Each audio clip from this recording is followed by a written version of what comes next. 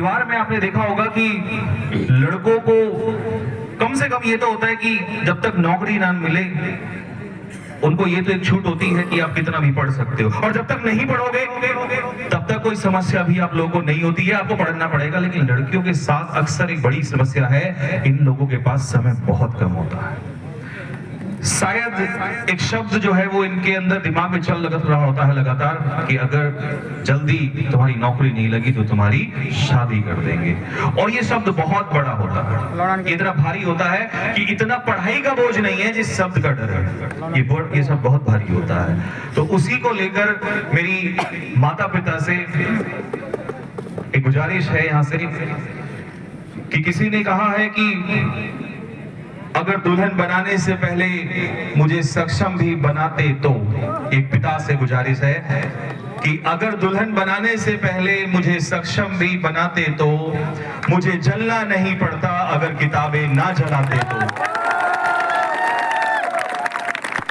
दोस्तों वो वक्त बीत गया है अब जब पहले बेटियां जलाई जाती थी, लेकिन समस्याएं आज भी हैं। जब तक जड़ें नहीं मिटेंगी, ये युवा है, अगर इसने ठान लिया तो देश को कोई और नहीं बदलता, ये देश को युवा ही बदलता है। तो वक्त जो है बदलेगा, स्थितियां बदलेंगी और आप हम ही लोग हैं जो बदलेंगे इसको।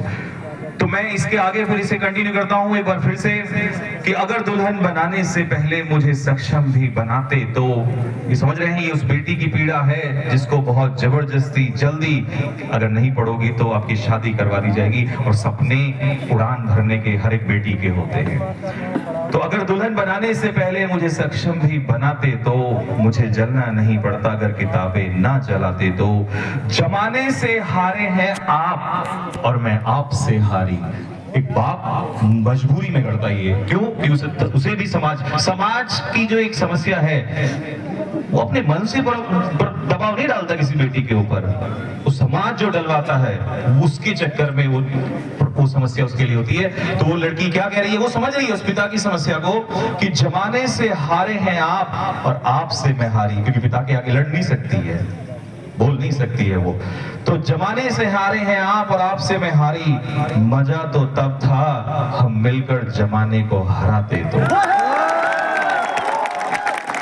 अगर आप मेरा साथ दे देते तो आपके साथ मिलके हम दोनों जमाने को हराते दो।